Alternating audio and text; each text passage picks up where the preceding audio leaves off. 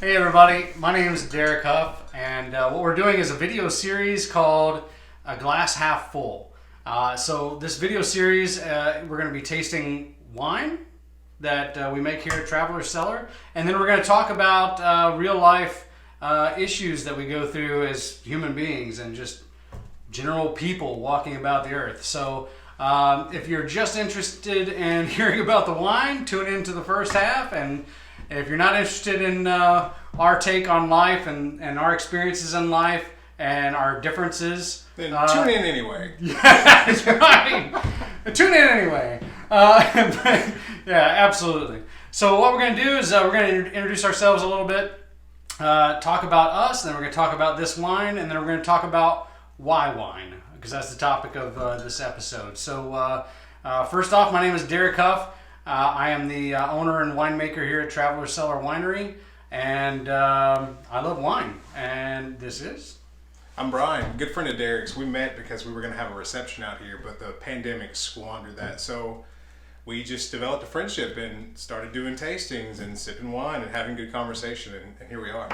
That simple. Simple. And Derek knows that when it comes to tasting this wine, there's no better wine taster. I just taste it better than most. So. Wine taster. I'm not gonna lie. He's the best wine taster I know. You know I'm good at tasting the wine. I taste it good. Whatever. That being said, we're gonna start with our Burberry. So a little for you. You guys, this Burberry is so good. It's a blend of blueberry and cranberry. And so it tastes like juice. It's such a nice wine. This is one that I've said before. If you like wine and you have a friend who doesn't know if they're into wine or not, this is the one that you could throw with them, and they'll go, "Oh, that's really nice," and it'll open their mind up to try other wines as well.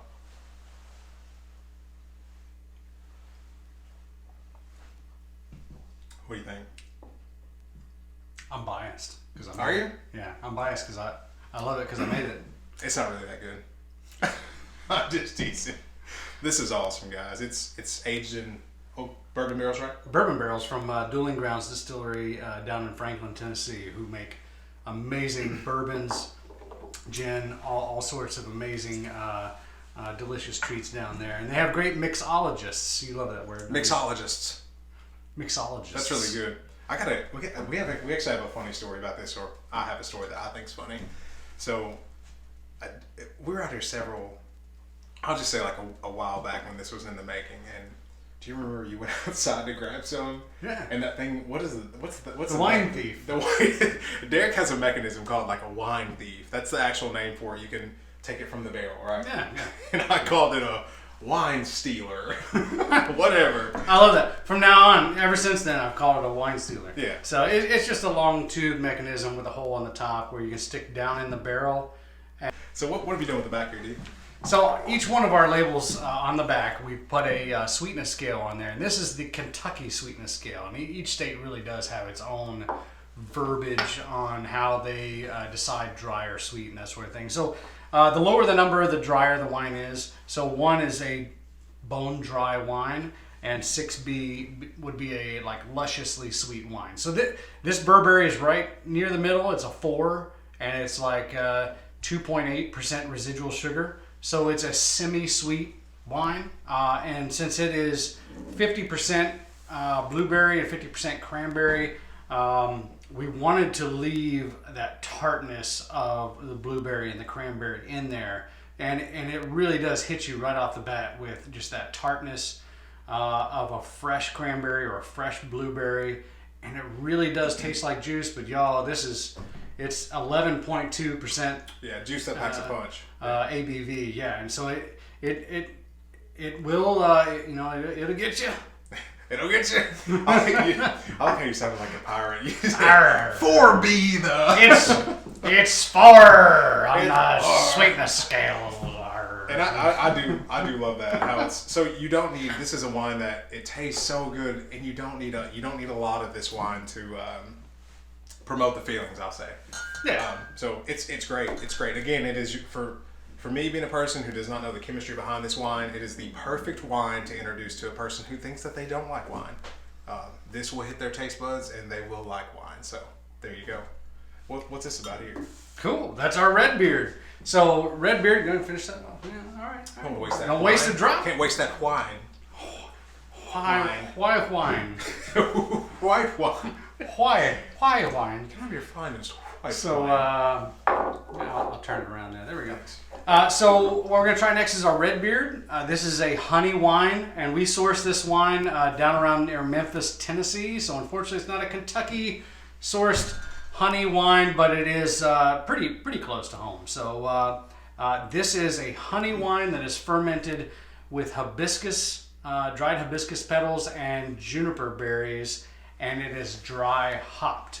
So this is very popular with fellas who do like beer, because it does have that kind of hoppy aroma to it, slight hoppy flavor. It's a citra hops, so it is very citric in aroma and in flavor, and that juniper berry gives it almost a slight like licorice kind of taste. This is a sweet wine, as you can see, perhaps you can see on the label. It is a 6 on the sweetness scale, so it is kind of high up there.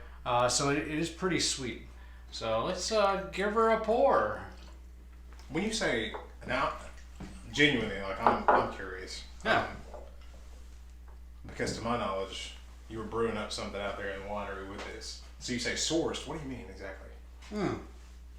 That means we found the honey for this wine. Oh, okay. Just the honey portion. Yeah, just the honey down near Memphis, Tennessee. Got it. Okay. The rest of the ingredients, the hibiscus and juniper berries, we got from a farm called Amazon. Nice.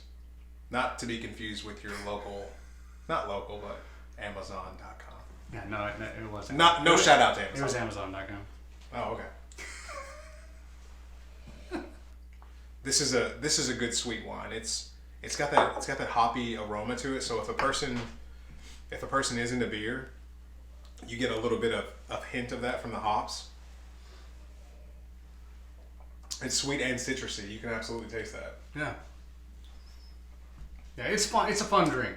So it kind of teases the senses a little bit because it smells like a hoppy beer, but it's sweet, and it is right at 11.5% ABV. So this is right up there as well. This will age well, and it'll continue to get better. Most meads do. Most meads age pretty well, and the longer it sits on your shelf, the better. But we don't tend to let wine sit on the shelf very long around here. Not around these parts. Me and Derek refer to ourselves as mead because we get better with time. Oh! But seriously, we do. Seriously. Something else we wanted to talk about was why wine? What for, as some would say. For me, my ties to it stem back to college when I worked at a liquor and wine shop. I had such a blast working that job, and for reasons that I never thought I would, because of the customers. Number one, they were awesome, and two, they truly taught me about things that I did not know, especially wine. Wine is so foreign to people. You know, you go into a liquor or a wine shop and you start looking around. You cannot. You botch the names. It's really funny. Matter of fact, some of my favorite stories from college are from people botching the names of wine, which I just think is hilarious when they do that. And we all have, right? Oh, yeah. Like, how would you know unless somebody told you that this is what Sure. it's called? Yeah. And so why? That's my why. So I was working around it and I was selling it, and I wanted to know a little more about a product that I was selling. So I found out that I'm into dry wines. I appreciate the sweet, but I really love the dry wine. What about you? What's your motivation? What's your why behind it? You know, I was not really introduced to wine until I was introduced to my beautiful wife, Desiree.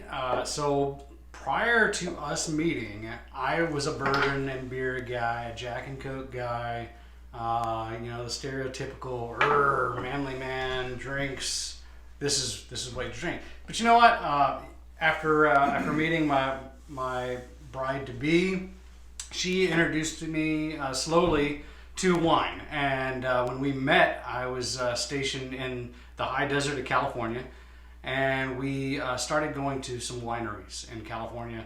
And throughout our travels, from there to Parris Island, South Carolina, and we went to some wineries around there, and then from there we got stationed in Kaneohe Bay, Hawaii. And then from there, went to Coronado Island outside San Diego, and then Camp Lejeune, North Carolina. And then since then, we've traveled internationally, and my love of wine grew with every visit to every winery, to every wine region that we traveled to. Yeah. And I realized quickly that wine is so unique as a beverage because wine is a living thing. It evolves inside the bottle. It is constantly changing. And I equate that in so many ways to myself. And so I guess that's why I have such a close bond with this beverage, is because you start with something so very rough, so very unique, that needs such a attention to detail, that needs something or someone to push it to its fullest potential. Wow. And I feel like there's so many things in my life that has shaped me and pushed me to where I need to be. Not me necessarily not knowing that I needed those things.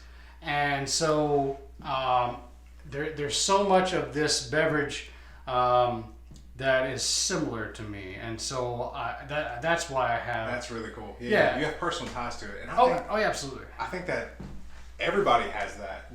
Not the personal tie to wine, but their need for a push. I never heard you say that. That's really cool. Like taking a raw product, which we all are, right? Like we're all in the learning phase, and if you're not, you're doing something wrong. I don't care how much. Here. I don't care how much you figured out. Like you are always in a learning phase. So it's so cool, yeah, that you have that much of a personal tie to it. And for me, your why's changed. So over the years, this has become like a fellowship beverage. Like absolutely. What it means to me is, if I know that I'm going to go or come here rather and have a tasting, I'm going to have fellowship with like the people I love, and we're going to talk and we're going to enjoy each other's time. And you're not slamming a shot, which don't get me wrong, we all went to college, right? Like there's times for that, I guess, but it's fellowship, and that's so important to me now, And Derek looks like Nigel Thornberry. Point to anybody who knows. I still have. He doesn't know who that is. He showed me a picture. I don't know who Nigel Thornberry is. Nigel Thornberry. I imagine Nigel Thornberry being someone with a British or an Australian accent. He has that thick. Nigel Thornberry. Cheers. Cheers to Nigel. So in the comments, share your why for why you like drinking this beverage. It could be so different from ours. It could be very similar to ours. You can share this beverage with us. Derek, tell them about the delivery. I think this is awesome. It's so cool. So if you're not aware, if you live in the Warren County area, we offer free delivery. If you purchase at least $25 or more of our wine, we will deliver that same day as long as we receive the order before 2 p.m. And one of these strapping young handsome gentlemen will bring that wine right out to you, perhaps both. Hey, if you're lucky. Only if you're lucky. But yeah, we're glad to do that. We also offer local delivery to our surrounding counties around Warren County. That also has the same free delivery for $25 or more. And if it's less than $25, there's a $15 delivery fee. But we'd be glad to do that for you. And as well, we offer curbside delivery. If you don't feel like getting out and coming inside the tasting room, call us ahead of time. Let us know what you would like, or call us and find out what our current wine selection is, and we'll let you know how much that'll be, and I'll bring it right out to the car to you. So we're glad to offer that for you. We'll be offering that for the remainder of the year, as well as our delivery. So other than that, we still offer 5% discount on 3 bottles or more, and 10% discount on a purchase of 6 bottles or more. So we're still open Tuesday through Saturday, 11 to 7. We'd love to see you here at the tasting room, because you're all our friends. We love you all. Thank you very much. Until next time, cheers. Cheers.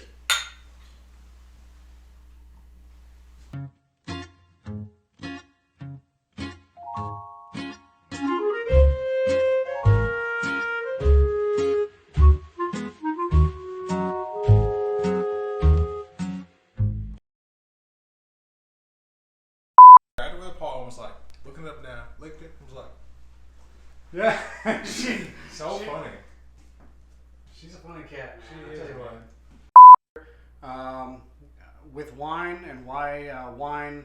Let me scratch that. Cut and. Yeah, perfect. Yeah, take a second. If you need, I'm gonna take a drink. Yeah. I'm gonna take a real man's drink. Cut.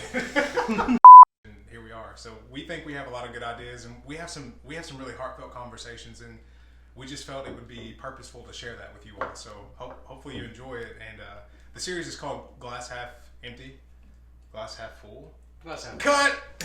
liquor there, and they have great mixologists. That I am struggling putting this cork back in there, so I'm gonna leave it out. Mixologists. It's a real word. Really? Oh yeah. Okay. Yeah. But another thing that we wanted to talk about in this was just who do you surround yourself with? Next series. Cut. Not being as silly as I should. Like, you know what I'm saying? All right. Like, Hey, you know what, dude? We can start this whole thing over. Okay, we'll do. You want to do that? Yeah. How do you feel about it? This is one of your wines that you want to go to. Yeah. Cheers, brother. Cheers. Cheers to your backside. It needs it. Oh my goodness. You guys, when Oh my goodness. when Derek hit the ground, he said, "Ah! Ah!" I can't recreate the sound that I made, I didn't know but what it was sounded that. something like Chewbacca Yes. being upset. That's that was cut. Cut my life into pieces. Do you know what song? This is my last resort. Stomachache. This. Why not? Why not? Why not? Why not? So if nothing else, why wine? Why not? For what? Delivered to 38 states in this great nation of ours, and we